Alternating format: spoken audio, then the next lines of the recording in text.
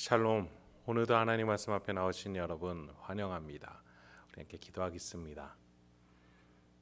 하나님, 오늘도 우리에게 귀한 은혜 주시니 감사합니다. 이 말씀 속에서 깨달아지는 은혜, 이 말씀으로 기쁨과 용기와 확신이 가득 차는 은혜 허락하여 주소서. 예수님의 이름으로 기도했습니다. 아멘.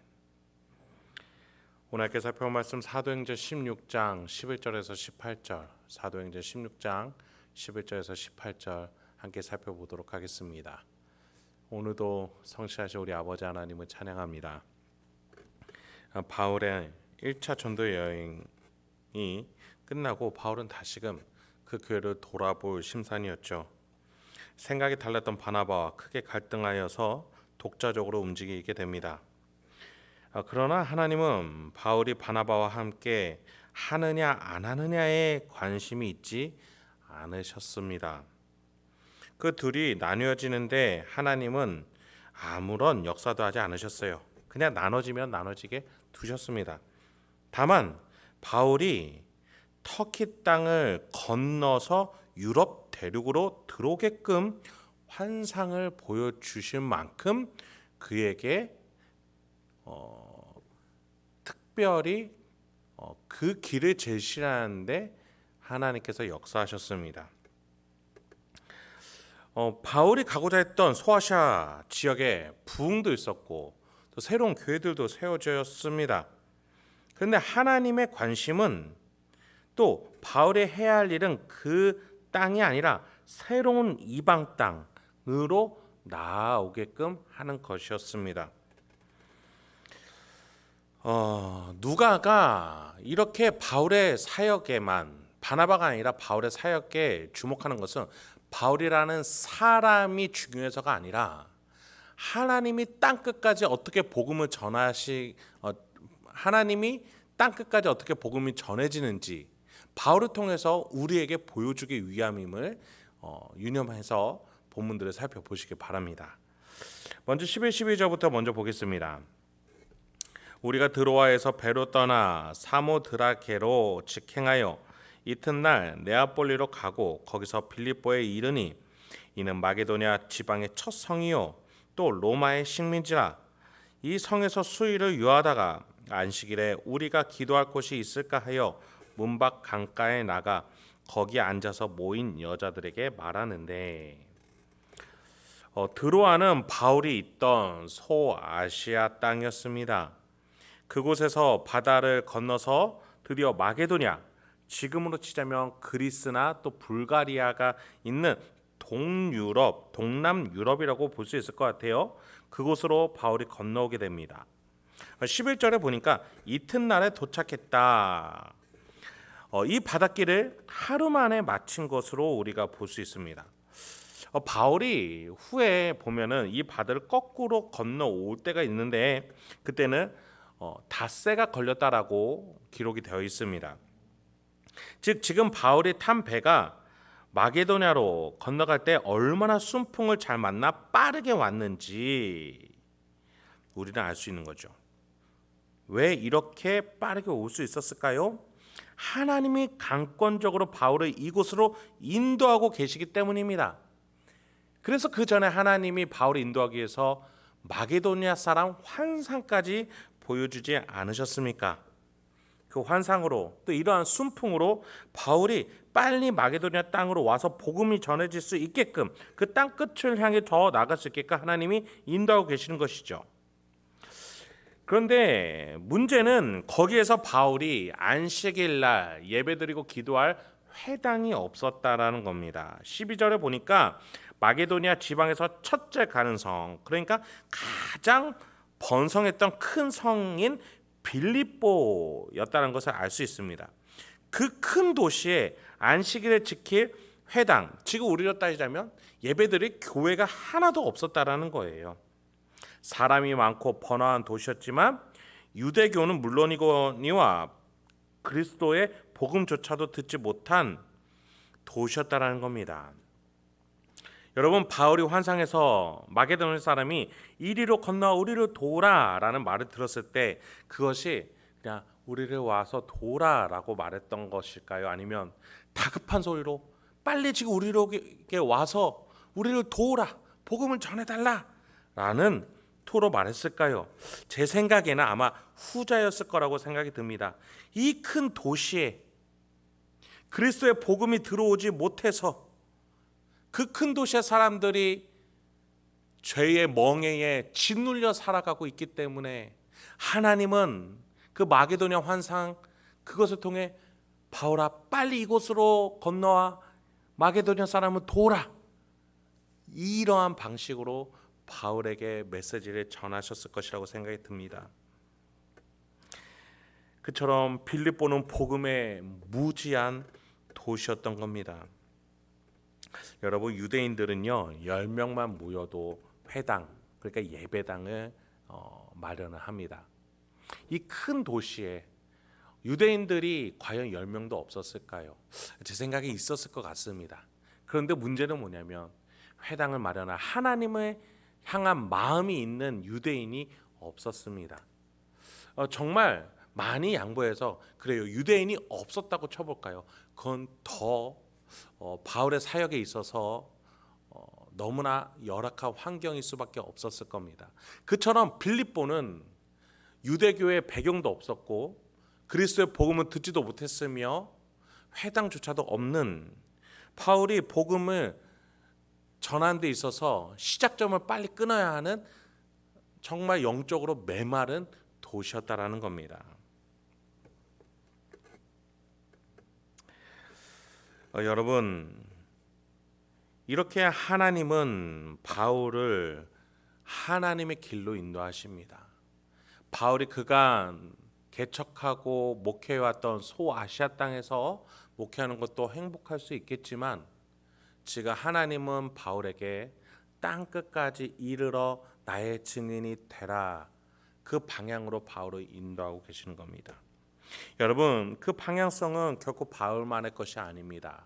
그 땅끝까지 이르는 복음 때문에 지금 우리가 2000년이 지나 이 땅에서 예수의 복음을 믿고 하나님의 자녀가 된 줄 믿습니다. 계속해서 14절 15절을 보도록 하겠습니다.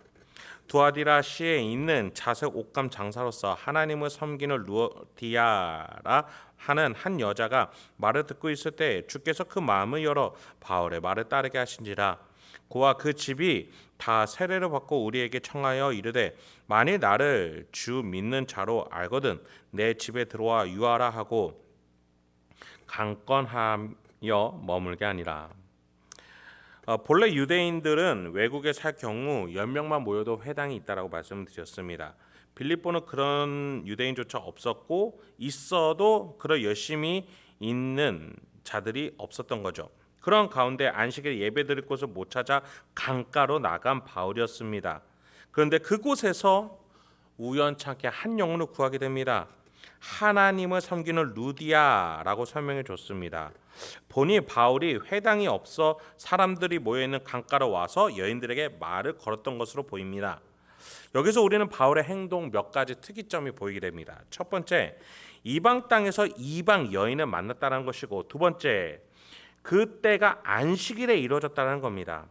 여러분, 요한복음 4장에서 사마리아 여인을 예수님이 만났을 때 그 여인이 뭐라고 했습니까? 나는 사마리아인이고 당신은 유대인인데 어찌하여 나에게 말을 겁니까? 라고 말했었죠.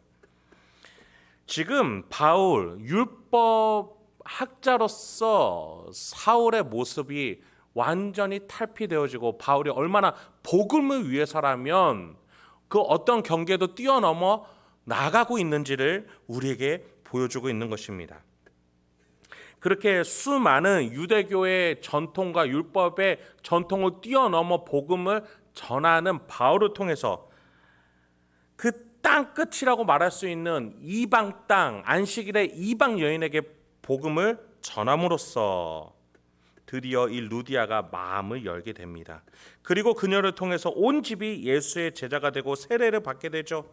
더 나아가 이 여인은 바울과 실라가 자신의 집에 거할 수 있게끔 강권합니다. 여러분, 땅끝은요 어찌 보면은 물리적 거리가 될 수도 있겠지만 우리의 편견과 사고일 수도 있을 것이다라는 생각이 듭니다. 바울은 이 모든 장벽들을 넘어서 복음을 전하러 갔고 그곳에서 하나님은 놀라운 구원의 역사를 목격하게 하셨던 겁니다. 저와 여러분에게도 분명히 땅끝과 같은 너무나도 심리적으로 거리가 먼 대상자들이 있을 겁니다. 저 사람은 절대 예수 안 믿을 거야. 저 사람에게는 도저히 복음을 전할 기회가 없어. 여러분, 하나님이 준비하신다면 분명히 그 한 영혼을 구할 수 있는지 믿습니다. 우리의 편견과 생각과 관점을 내려놓고 땅끝까지 복음이 전해질 것이라는 그 약속을 믿으며 여러분들의 이웃들의 영혼을 바라볼 수 있게 소망합니다. 마지막으로 16, 18절 보겠습니다. 우리가 기도하는 곳에 가다가 점치는 귀신 들린 여종 하나를 만나니 점으로 그 주인들에게 큰 이익을 주는지라. 그가 바울과 우리를 따라와 소리질러 이르되 이 사람들은 지극히 높은 하나님의 종으로서 구원의 길을 너희에게 전하는 자라 하며 이같이 여러 나라 하는지라. 바울이 심히 괴로워하여 돌이켜 그 귀신에게 이르되 예수 그리스도의 이름으로 내가 내게 명령하노니 그에게서 나오라 하니 귀신이 즉시 나오니라. 여러분 15절부터 지금 18절까지 이르는 데 있어서 누가가 우리라는 주어를 씁니다. 이 빌립보 성에서부터 누가가 이 전도팀에 합류했던 것으로 보입니다. 여기에서 그런데 바울은 땅끝이라고 여겨질 수 있었던 이방 땅 이방 여인 안식일의 복음 전하는 것이 땅끝이 아니었음을 다시 한번 확인하게 됩니다. 귀신 들린 이방 여인을 만나게 되기 때문입니다. 그래요, 여러분, 우리는 우리의 생각과 관점을 내려놔야겠습니다. 하나님은 얼마든지 누구든지 복음을 받아들일 수 있게끔 우리에게 보내주실 준비를 하고 계신 줄 믿습니다. 본문을 보니 이 여인은 귀신 들렸을 뿐만 아니라 16절에 보니 주인들에게 큰 이익을 주는 사람이었습니다. 즉 한 사람에게만 아니라 여러 사람에게 이용당하고 있었습니다. 여러분, 그런데 그 귀신 들린 자가 뭐라고 말합니까? 17절에 보니까 바울을 향해서 그는 높은 하나님의 종이다. 구원의 길을 너희에게 전하고 있다. 어찌 보면 긍정적인 이야기들을 해주는 것으로 보일 수 있습니다. 그런데 여러분, 왜 바울이 18절에서 보니 그것을 심히 괴로워합니까? 지금 이 말은 멋들어져 보이지만 이 과정은 굉장히 비인격적이기 때문입니다. 우선은 귀신이 이 여인을 비인격적으로 다루면서 여인을 괴롭게 하고 있습니다. 두 번째, 이 여인들의 주인들은 이 귀신 들린 여인을 통해서 소득을 벌어들이고 있습니다. 비인격적인 상태를 지금 설명해주고 있습니다. 그러니 이 여인이 아무리 좋은 소리를 한다 할지라도 이 과정에 있어서 비인격적이고 이 여인을 인간답게 해주지 않고 있기 때문에 바울은 괴로워했던 것입니다. 여러분, 기독교는 사랑의 종교, 섬김의 종교입니다. 그래서 인간을 인간답게 하는 것이 우리의 하나님 아버지 예수 그리스도 성령 하나님이 하시는 일인 줄 믿습니다. 교회가 부흥하기 위해서 사람을 매몰시킨다면 그것은 잘못된 부흥이고 오히려 교회에게 악독함이 될 수 있다는 것을 기억해야겠습니다. 그런 점에 있어서 바울은 이 여인을 괴롭히는 귀신을 내쫓고 그 귀신은 당장에 나가게 됩니다. 말씀을 마치겠습니다. 바울은 예수의 영을 따라서 새로운 곳으로 왔고 새로운 동역자를 만나기도 했고 또 새로운 영혼을 구하게 되기도 했습니다. 하나님을 따라 살아가는 인생은 이렇게 풍성합니다. 저와 여러분, 하나님이 이렇게 인도하시고 사용해 주실 줄 믿습니다.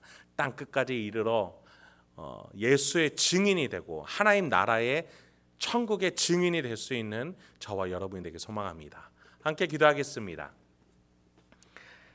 하나님, 오늘도 우리에게 귀한 말씀 주시니 감사합니다.